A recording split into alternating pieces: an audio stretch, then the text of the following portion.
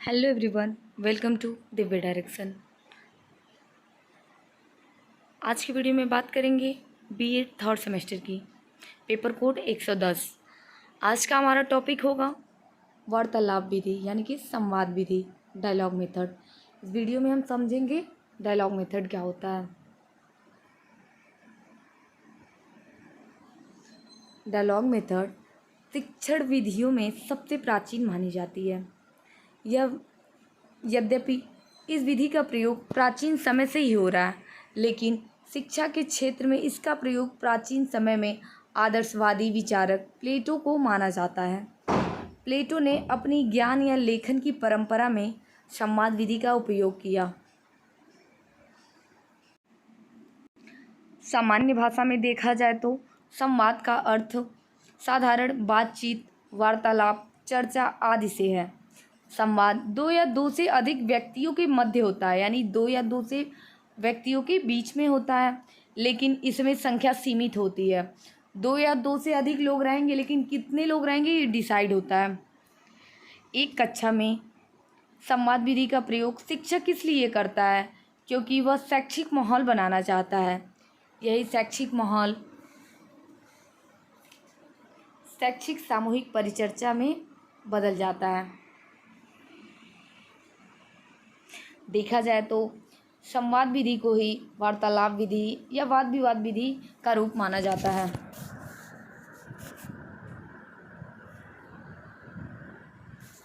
इस विधि में कोई एक विषय ले लिया जाता है, यानी कि जो संवाद विधि है उसमें कोई एक विषय ले लिया जाता है और शिक्षक उस विषय पर छात्रों को संवाद करने के लिए प्रेरित करता है कि जो बालक हैं उस पर अपना अपना पक्ष रखे, अपना अपना व्यू रखे।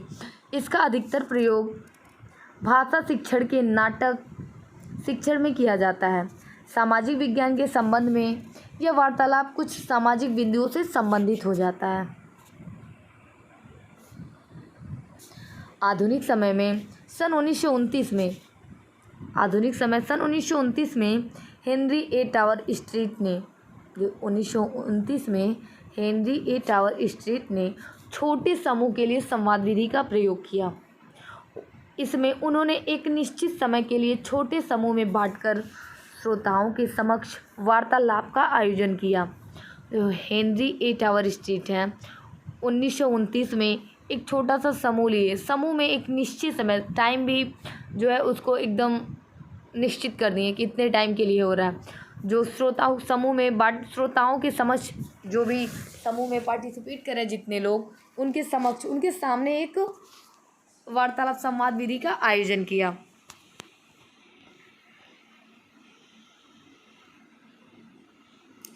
इस वार्तालाप में श्रोताओं ने भाग भी लिया। इस पूरे प्रकरण पर उनसे प्रश्न पूछे गए तथा उसका उत्तर विशेषज्ञों ने दिया, जिससे यह जानकारी प्राप्त हुई कि श्रोताओं ने इस वार्तालाप के माध्यम से अधिक जानकारी प्राप्त की। स्ट्रीट का यही प्रयोग आगे जाकर शैक्षिक सामूहिक परिचर्चा के रूप में बदल गया। अब हम समझते हैं वार्तालाप के उद्देश्य क्या हैं। नंबर 1, सूचना तथा तथ्य प्रदान करना। वार्तालाप का उद्देश्य होता है सूचना तथा तथ्यों को प्रदान करना। जब एक दूसरे के बीच में बातचीत होती है तो इनकी बात अपनी बात सामने वाले तक पहुंचाई जाती है, तो उसमें सूचना तथा तथ्यों का प्रदान होता है। नंबर 2, समस्या का विश्लेषण। जब सूचना पहुंच जाती है, जो समस्या क्या है हमें उसका विश्लेषण किया जाता है, समस्या का पता लगा करके। नंबर 3 जो है मूल्यों का निर्धारण। नंबर 4, जनसाधारण का मनोरंजन। ये सब वार्तालाप के उद्देश्य हैं। अब वार्तालाप के प्रकार को भी समझ लेते हैं।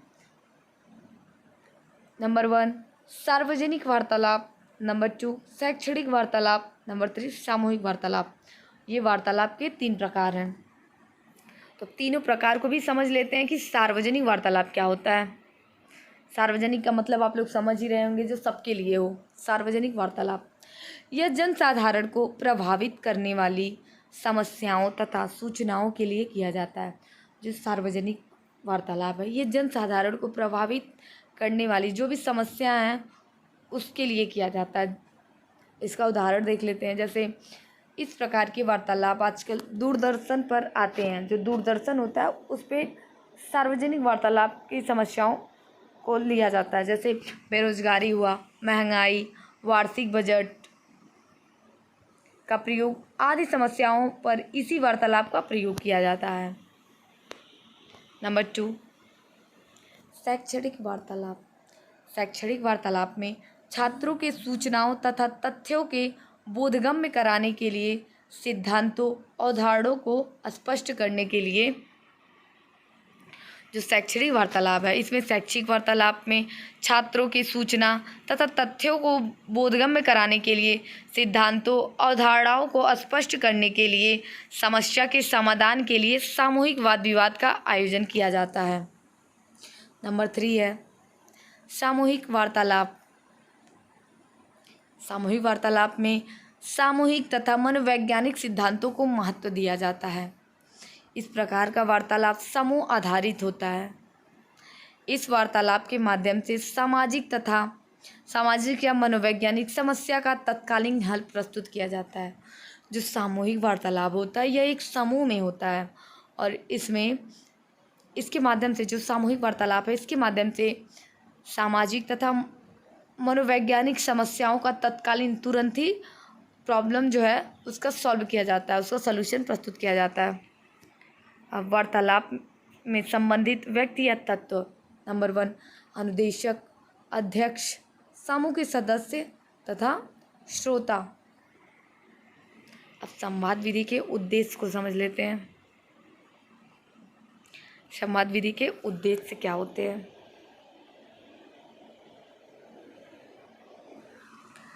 तो चलिए बात करते हैं संवाद विधि के उद्देश्य। नंबर 1 है छात्रों में बोलने की क्षमता का विकास करना। संवाद विधि से छात्र में बोलने की क्षमता का विकास होता है। नंबर 2, छात्रों में चरित्र निर्माण तथा अच्छी आदतों का विकास। नंबर 3, छात्रों के मौखिक अभिव्यक्ति को विकसित करना। जब छात्र संवाद विधि का प्रयोग करता है तो अपने विचारों को व्यक्त करता है, अपने विचारों को रखता है, तो उसमें बोलने की क्षमता के साथ साथ उसके मौखिक अभिव्यक्ति को भी विकसित किया जाता है। नंबर 4, छात्रों को प्रभावशाली ढंग से वाचन के योग्य बनाना। इसका मतलब है जब संवाद विधि का बालक प्रयोग करता है तो उसमें जो अपने वाक्य बोल रहा है वो नॉर्मल नहीं रहे, जो आम भाषा में यूज किया जाता है वो शब्द ना रहे, थोड़े अच्छे से एक सुव्यवस्थित तरीके से बालक जो है उन वाक्यों का प्रयोग करे। नंबर 5, छात्रों को प्रेरणादायी वाक्यों के उपयोग को सिखाना। नंबर 6, संवाद विधि के द्वारा छात्रों में स्मरण शक्ति का विकास किया जाता है। जब संवाद विधि का प्रयोग बालक करता है तो उसमें अपनी बात कहने के बाद जब सामने वाले की बात को सुनता है तो सुनी हुई बात ज़्यादा देर तक माइंड में रहती हैं, तो इससे उसकी स्मरण शक्ति का भी विकास होता है। ये संवाद विधि में जो कुछ फैक्ट वो बोलता है, कुछ फैक्ट सामने वाले से सुनता है, समझता है।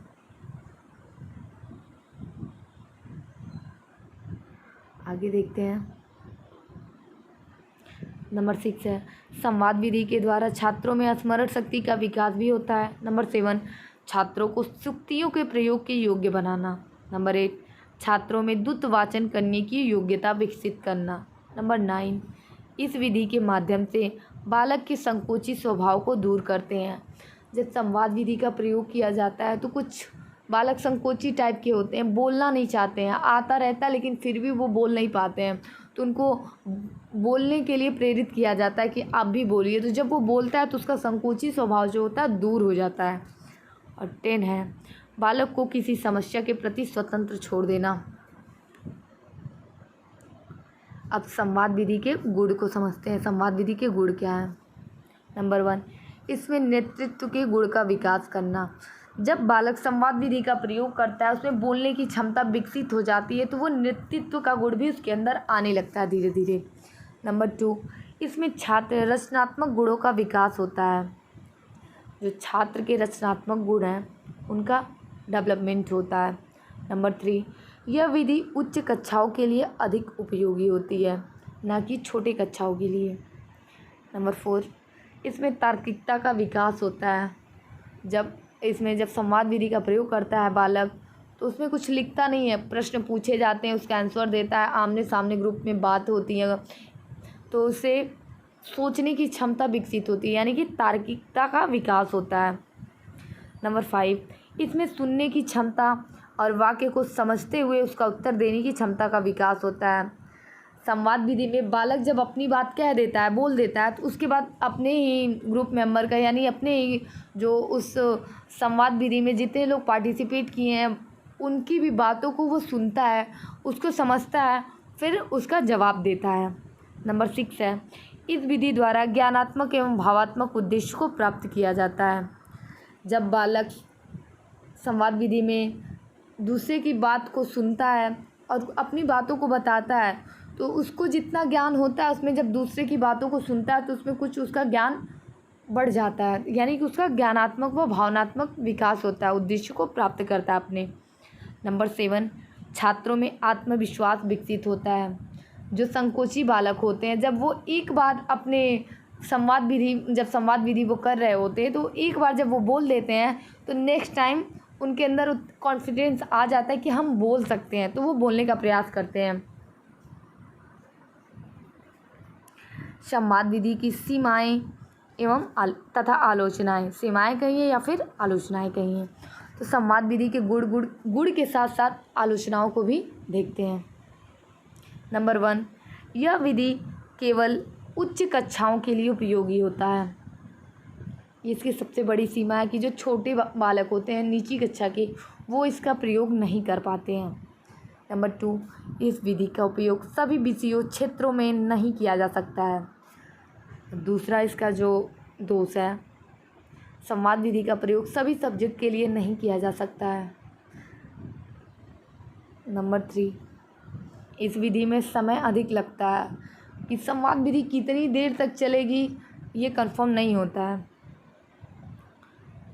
नंबर 4, इस विधि में सभी छात्र समान रूप से बोल नहीं सकते हैं। कोई बालक होते हैं जो बहुत अच्छा लगातार उस चीज़ पे बोलते रहते हैं, कुछ बालक जो संकोची टाइप के होते हैं वो नहीं बोल पाते हैं, बहुत ज़्यादा प्रेरित करने पे 1-2 वाक्य बोल देते हैं। तो इससे ये कहा जा सकता है कि जो संवाद विधि है इसमें सभी छात्रों का पार्टिसिपेशन एक बराबर नहीं होता है। नंबर 5, इस विधि में कभी कभी छात्रों में ईर्ष्या स्पर्धा की भावना जागृत हो जाती है। नंबर 6, कभी कभी संवाद विधि के बाद भी संवाद के बाद भी कोई निष्कर्ष नहीं निकलता है। कभी कभी तो ऐसा भी देखा जाता है कि जब ये डायलॉग मेथड चलता है तो उसमें ग्रुप में लोग डिस्कशन करते रहते हैं, अपनी अपनी बातों को बोलते रहते हैं, प्रश्नों को पूछते, जो भी ये करते रहते हैं, लेकिन फाइनल डिसीजन तक नहीं पहुंच पाते हैं। इसका सबसे बड़ा दोष है। तो इस वीडियो में हमने समझा कि संवाद विधि क्या होता है, उसके उद्देश्यों को, गुण को, सीमाओं को, सभी चीज़ों को हमने समझ लिया है।